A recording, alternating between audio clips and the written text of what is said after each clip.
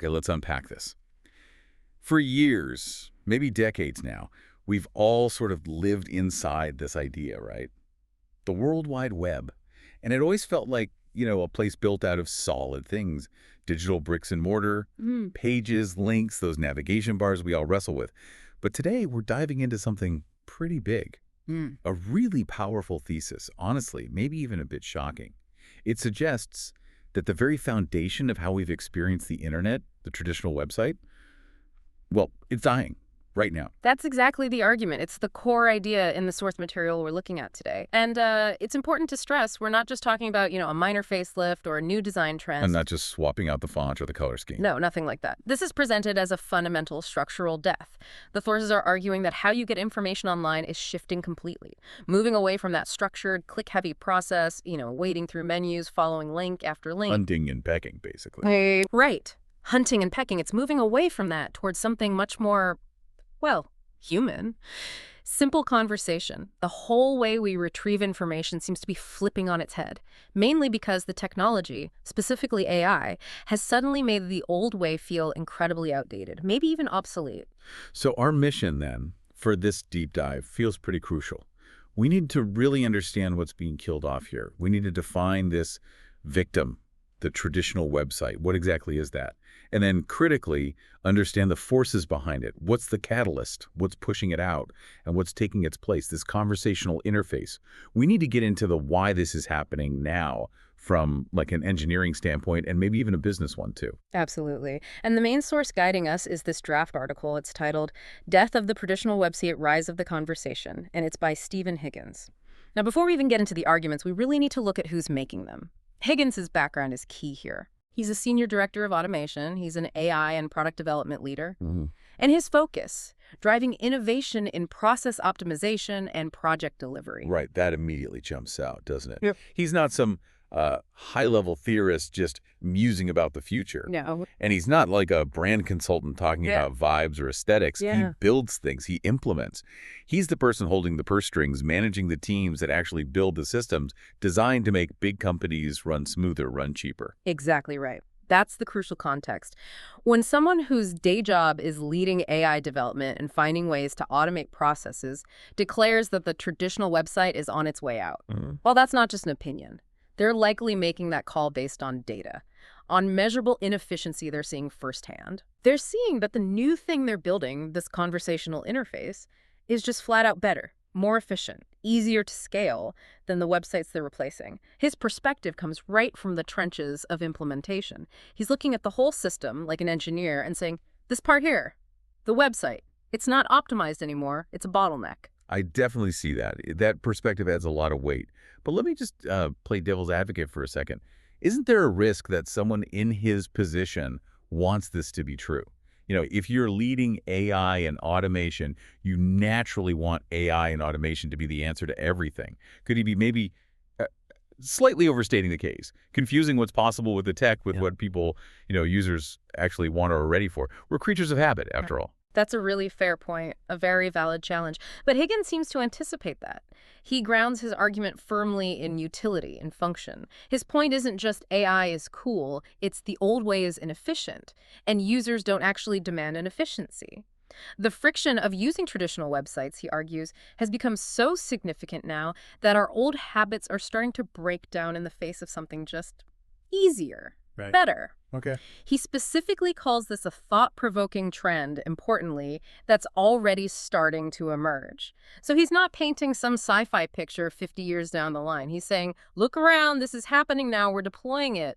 Because the AI, particularly the language processing part, has hit a tipping point where conversation becomes a genuinely superior, maybe even cost-saving way to interact. That really sets the scene. Okay, so before we jump into the future, let's do the autopsy on the past, or the dying present, I guess. What exactly is this traditional website that Higgins says is fading away? Let's break down those characteristics he points out. What makes it obsolete?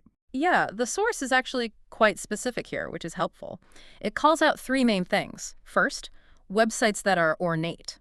Second, sites that rely heavily on mega menus and clicking links. And third, those built around pages of curated content.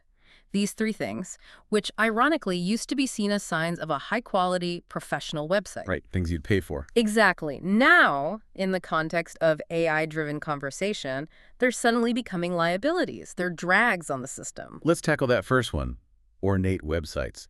That feels counterintuitive initially. I mean, for the last, 15, 20 years, companies have poured fortunes into making their websites look amazing, visually stunning, loads of features, really strong branding. Why is ornate suddenly a bad word? Well, ornate here, I think, means complexity that's layered on top of or even gets in the way of the actual function, the core task the user is trying to achieve. Think about why websites became so visually complex. Early on, maybe it was about technological limits and differentiating in a crowded space. Showing off, basically. A bit of that, yeah. And let's be honest, sometimes the way web design agencies build encouraged more complex, high-effort designs. But the result was often websites that prioritized the company's story, the brand look, the fancy graphics, the mission statement animation over the user's immediate need. Like those huge video backgrounds that take ages to load and you just scroll past anyway. Exactly like that. Or, really intricate loading animations, parallax scrolling effects that look cool once but make finding information harder. It's decoration over destination. It kind of reminds me of, imagine designing this incredibly beautiful, award-winning office building, stunning architecture. But then you realize the walk from the parking garage to your actual desk takes 15 minutes through landscape sculpture gardens and across 3 ornamental bridges. It looks fantastic on the brochure, but it adds friction to just getting your work done every single day. That's a perfect analogy because it highlights the core problem. Friction. Unnecessary friction. The second the user's main goal becomes get this specific piece of information now or complete this transaction quickly, all that ornate stuff, the visual complexity, it just becomes noise. Right. It gets in the way. It slows down page load times, which we all hate. It distracts you visually. And importantly, from Higgins's perspective, it increases the load on your device, on the company's servers. From his optimization viewpoint, spending millions on visual elements that actively hinder the primary goal, getting information or making a transaction, starts to look, well, financially irresponsible. Especially when there's an alternative emerging. Exactly. Yeah. Especially when the alternative is conversation, which is inherently fast, direct, and pretty unadorned, usually. Okay, that makes sense. Yes, And it sir. flows right into the second killer characteristic, the burden of mega menus and clicking links. Mm-hmm. This one feels deeply familiar. The sheer frustration of navigating some websites. Oh, absolutely. This is maybe the peak example of the old, inefficient interaction model. Mega menus, nested links. They force you, the user, into becoming some kind of digital archaeologist. Yeah, trying to guess the logic of whoever built the site years ago. Precisely. You have to navigate the sitemap that the designer created, trying to reverse engineer how they decided to categorize information based on maybe the company's internal structure or some arbitrary logic, instead of just navigating the actual information space based on what you need, what your intent is. Right. If I need to know, say, the specific returns policy for electronics bought on sale, I don't really care if the company files that under customer service or app policies or promotions. I just need the answer. Exactly. The structure they imposed is irrelevant to your goal. I had this experience just last week, trying to find a specific planning document on a local government website. I knew it had to be there somewhere, but I must have spent, seriously, 10 minutes clicking through this insane 4-level mega menu. It was like departments, then planning and zoning, then public records, then archived meeting minutes, and finally just a massive list of PDFs with cryptic titles and no dates. Click, wait for the page to load, scan, click again, wait again. It honestly felt like work. Like I was doing their job of information retrieval for them. That is the perfect description of the cognitive load we're talking about. Every single click you make is a decision. Is this the right path? Every menu you open requires you to mentally parse the options. Which of these vague terms is closest to what I need? Yeah. And this is where Higgins's background in process optimization really comes into play. So, Well, process optimization, at its heart, is about finding and eliminating steps that don't add value, wasted steps. From a business point of view, every time a customer gets lost in your menu, every click that leads nowhere, every second they spend confused, that translates into real, measurable cost. okay, so it's not just annoying for me, the user, it's actually costing the company money. Directly. It could be lost sales if it's an e-commerce site and the checkout is confusing, abandoned shopping carts.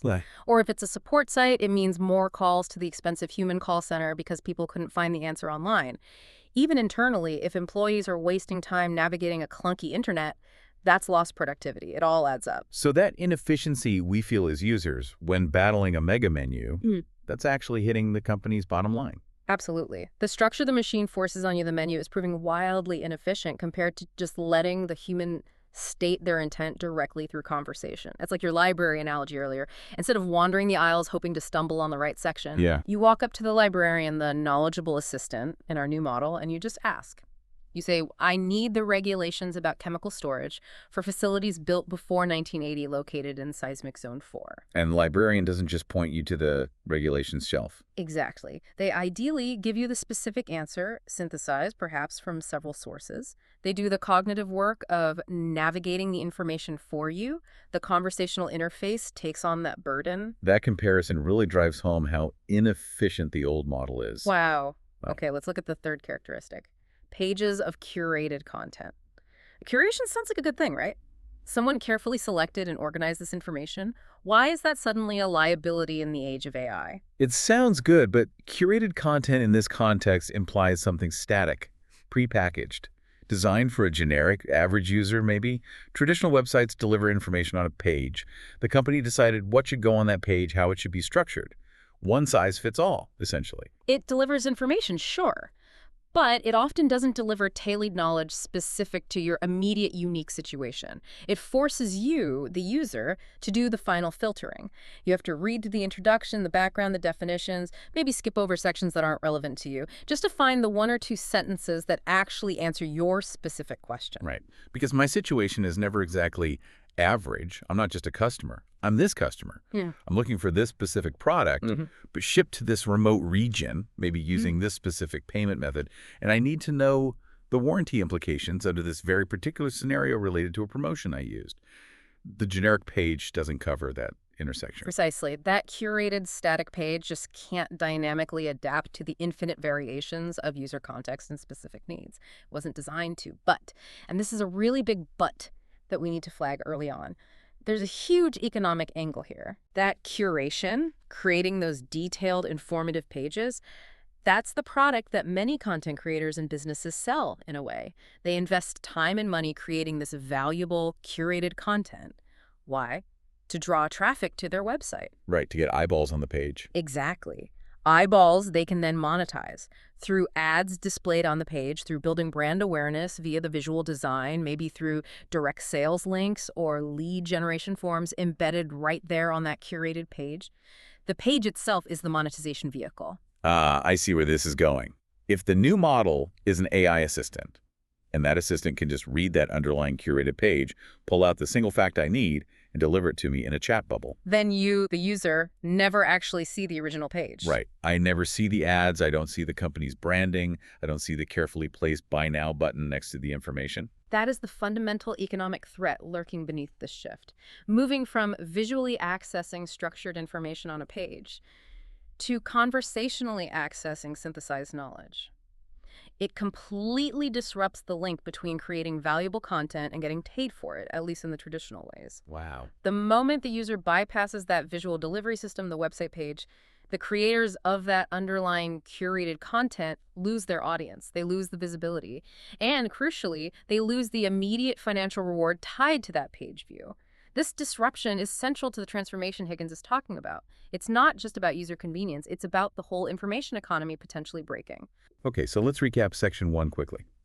The diagnosis is the traditional website is defined by being ornate, visually complex, slow, reliant on mega menus and clicking links, high user effort, inefficient navigation, and built on pages of curated content. Static, generic, requires user filtering.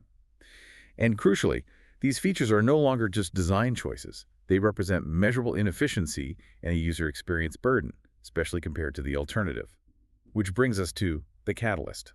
Let's shift from the problem to the force driving the change. Higgins is explicit. It's the surge of AI.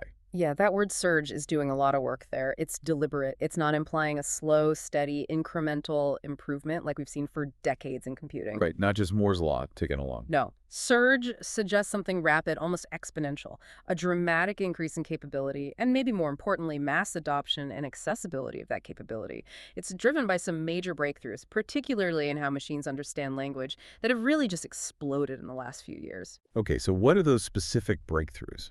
What makes conversational AI suddenly work now when, 10, 15 years ago, chatbots were mostly a frustrating joke?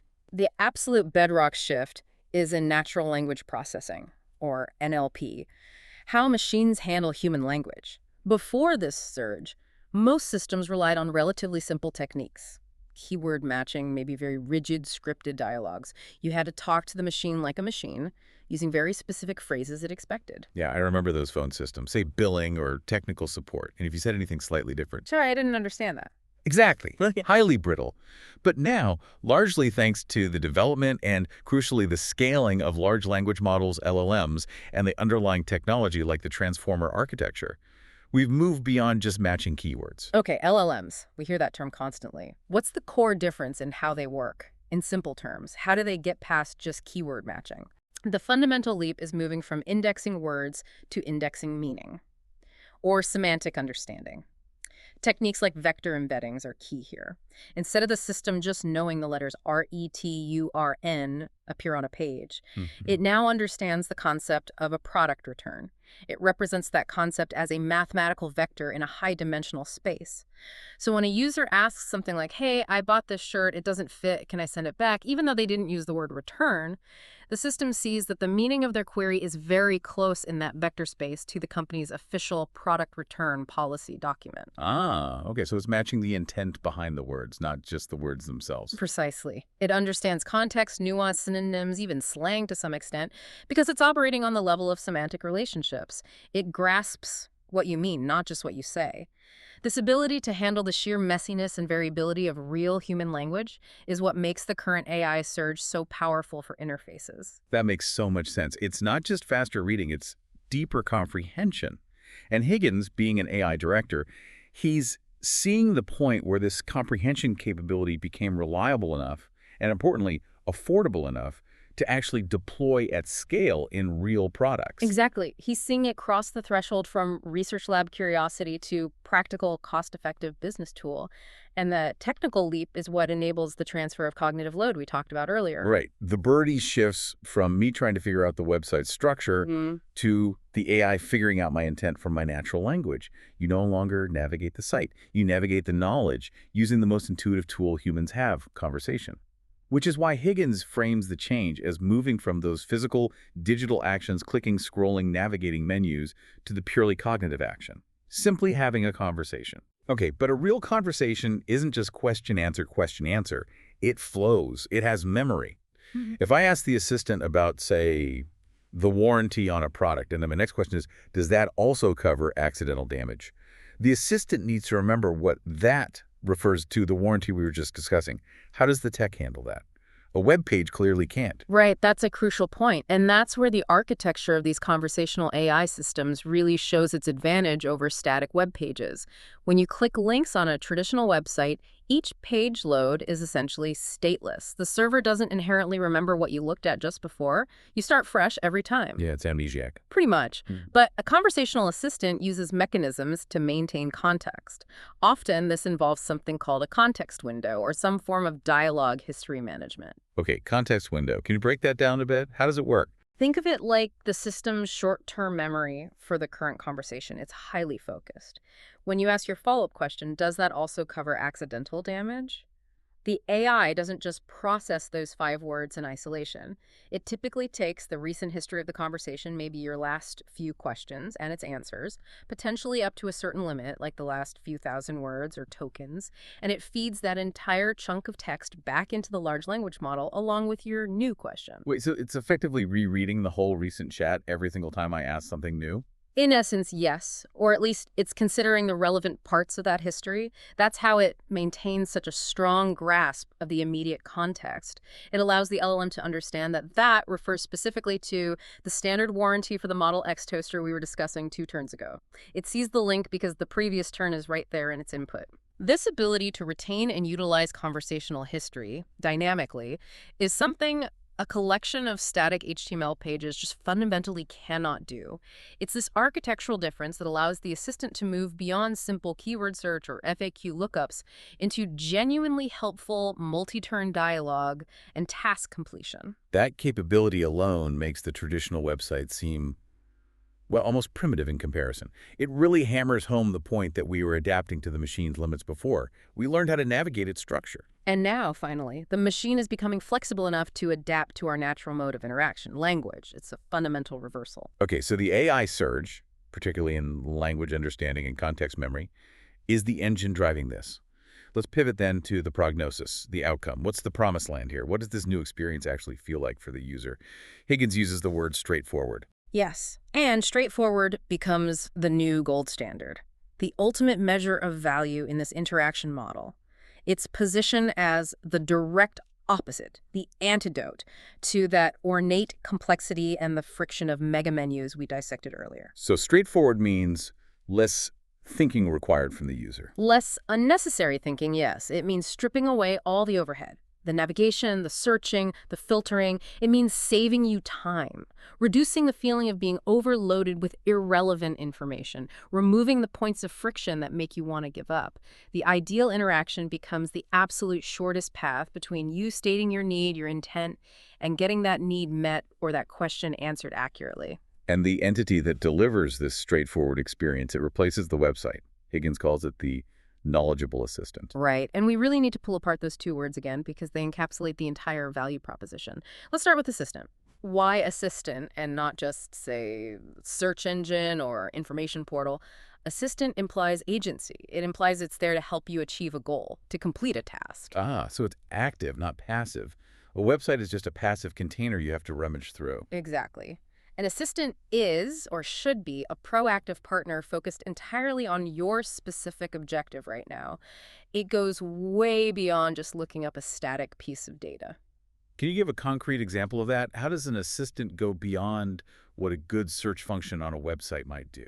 Okay, think about something slightly complex, like changing the beneficiary on your life insurance policy or retirement account. On a traditional bank or insurance website, you'd probably have to log in, navigate through maybe account settings, then profile management, then find beneficiary information, then maybe download a specific PDF form. Right, the dreaded PDF form. The dreaded PDF, you download it, print it maybe, fill it out by hand, scan it or mail it back. Lots of steps, lots of friction. Definitely not straightforward. Not at all. Now contrast that with a truly knowledgeable assistant powered by the kind of AI we're talking about. You might just say or type, hey, I need to update the beneficiaries on my main retirement plan. The assistant, understanding your intent, authenticates you securely, accesses your account details, knows which forms or processes are required, and then it guides you through it conversationally. Okay, I can help with that. Who is the new primary beneficiary? What's their relationship to you? Date of birth. It collects the necessary info, maybe confirms it back to you, and then, crucially, it executes the change in the back-end systems directly via API calls. So it does the task for you, using the conversation as the interface to gather the input. Precisely. It becomes the active agent facilitating the process, not just a pointer to the process documents. That's the assistant part. And it ties directly back to Higgins' focus on process optimization, streamlining those multi-step, friction-filled workflows. Okay, that's huge. Now, what about the other word? Knowledgeable? This is equally critical. Knowledgeable is the direct counterpoint to being overwhelmed by those generic pages of curated content. It means the assistant doesn't just know where information might be located. It has actually ingested, understood, and can synthesize knowledge from potentially vast amounts of underlying data. So it's read all the manuals, all the policy documents, all the FAQs, all the footnotes. Ideally, yes. It has access to the entire corpus of relevant information. And importantly, it has the AI capability to synthesize insights from across that data and apply the right piece of knowledge accurately to your specific query right now. It's not just finding keywords, it's applying understanding. This implies a massive shift in where companies need to invest, doesn't it? Mhm. The primary interface is this knowledgeable assistant, then the value isn't in having the slickest visual design or the cleverest CSS animations anymore. Absolutely not. The value shifts dramatically. It becomes about the quality of the data you feed the AI, the accuracy of its knowledge base, and the sophistication of its reasoning or synthesis engine. That's exactly it. It's a profound internal budget transformation waiting to happen, or already happening in some places. Think about the resources currently poured into front-end web development. UI/UX designers focusing on visual layout, endless testing for cross-browser visual compatibility, accessibility checks for screen readers navigating visual elements. Yeah, huge teams, huge budgets. If the primary interaction point becomes a conversation, a significant chunk of that budget and focus needs to pivot. You'll still need design for the chat interface itself, perhaps, but the bigger investment shifts towards, well, different skills. Like, Data scientists to structure and maintain the knowledge base. Prompt engineers to optimize how the AI responds and understands queries. Experts in fine-tuning these large language models for specific domains. Linguists, maybe, to shape the assistant's personality. The competitive advantage moves from having the prettiest digital storefront to having the smartest brain behind the counter. the smartest brain. I like that. And this shift also completely reframes the idea of accessibility, doesn't it? Oh, massively. It's one of the potentially huge upsides. Traditional websites, even with accessibility guidelines like WCAG, often pose significant barriers for users with visual impairments, motor difficulties, or even just lower digital literacy. Navigating complex visual layouts with a screen reader can be incredibly challenging. Click targets might be too small. Complex forms can be hard to manage. Right. But if the primary way to interact, to get information, to complete tasks, is simply through natural language spoken or typed, well, that's inherently more accessible to a much wider range of people. Your ability to access the service or information becomes limited mainly by your ability to articulate what you need using the language you already know. It potentially democratizes access in a really powerful way. That's a really positive angle. Okay, so Higgins calls this a thought-provoking trend that could transform the interaction model, that we're, again, transform. It suggests this goes way beyond just, making customer service chatbots slightly less annoying. It sounds like it could change, well, everything about a company's digital presence, even branding. I think it has to, yes. Branding is a huge area this impacts. If users increasingly bypass the visually rich, carefully branded website, the ornate experience to interact directly with this knowledgeable assistant, where does the brand live? Good question. If I'm not seeing the logo, the color palette, the lifestyle imagery, what is the brand experience? The brand experience becomes the conversation itself. The assistant is the brand touchpoint. Its personality, is it helpful, empathetic, efficient, maybe even witty? Its reliability, does it give accurate answers quickly? Its ease of use, does it understand you effortlessly? That interaction becomes the primary embodiment of the brand's values and promise. So if your bank's AI assistant is constantly misunderstanding you, sounds robotic and cold, or frequently gives wrong information, That damages the bank's brand far more profoundly, perhaps, than having a slightly outdated visual design on their website ever could. The core interaction is the brand impression. wow. So companies need to start thinking about, like, the personality matrix of their AI instead of just the color palette for their website. Absolutely. That's arguably the next frontier of digital marketing and brand strategy. Defining and engineering the conversational persona. Is your brand's assistant formal and authoritative, friendly and casual, highly efficient and concise, empathetic and patient?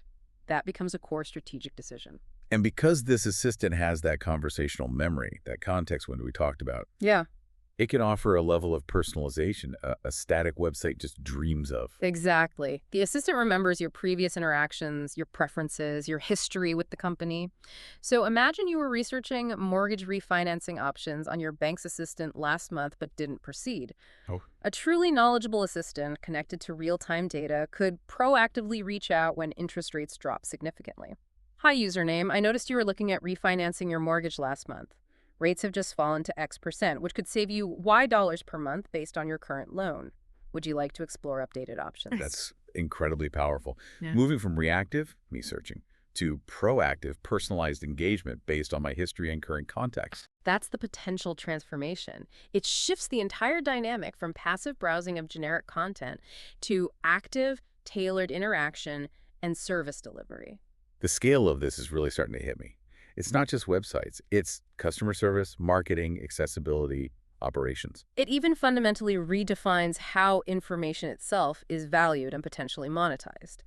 If the value capture point shifts to the conversation, to the synthesis of knowledge delivered by the assistant, what does that mean for the economics of simply presenting information on a page? Right, back to the content creators. If the AI is where the utility happens, where the answers are given, where the tasks are done, that's where the value seems to concentrate. Businesses will need to figure out how to charge for that synthesis, that assistance, rather than just charging for access to the raw, curated pages that feed it. It forces a complete rethink of the entire content value chain. Okay, this deep dive has definitely painted a vivid picture. Let's try to synthesize. We've seen how the surge of AI, specifically powerful LLMs that understand meaning and remember context, is acting as a catalyst. It's enabling a shift away from the old model, the ornate, visually complex, friction-filled traditional website that relies on mega menus and forces users to sift through pages of curated content. Right. That model is being diagnosed as inefficient, burdensome, and increasingly obsolete from both a user experience and a business optimization perspective. And it's being replaced, or the argument is that it will be replaced, Right. by something fundamentally different, direct, straightforward interaction through conversation with a knowledgeable assistant. An assistant that takes on the cognitive load of navigation and synthesis, aiming to provide immediate, tailored knowledge and facilitate task completion, becoming the primary, more accessible, and potentially proactive brand interface. So the relevance for you, listening to this, it's pretty direct, isn't it? This transformation fundamentally changes how quickly, how easily, and how thoroughly you'll be able to get the information you need or the services you want online. The promise is near instantaneous personalized knowledge acquisition. Your ability to get answers might only be limited by how well you can ask the question, not by how well a web designer organized their sitemap 5 years ago. That friction we all hate. It's potentially being engineered away. That efficiency gain is definitely the main user-facing appeal. It sounds great, but and it's a big, but we need to end on, let's circle back to that critical tension we identified earlier, that economic friction. It's a monetization problem. Exactly. As Stephen Higgins points out, the old world runs on those pages of curated content. The new world runs on chatting with the knowledgeable assistant. Right. So if we connect this to the bigger picture, here's the final really provocative question this whole trend leaves us with. If that knowledgeable assistant gets its smarts, gets its answers, by reading and synthesizing information from all those millions of underlying web pages, the curated content created by humans and businesses, but the users interact only with the assistant and they never actually visit those original pages anymore. What happens to the ecosystem that creates that content? When the creators lose the direct traffic, lose the ad revenue, lose the visual branding opportunity, lose the direct link to the customer that their website used to provide, because the AI assistant is now the intermediary capturing all the value. How do we sustain the creation of the very knowledge that fuels the AI if the traditional ways of paying for it are bypassed? That fundamental economic disconnect, again, maybe the biggest unanswered question and the next huge challenge this transformation throws down for all of us to figure out.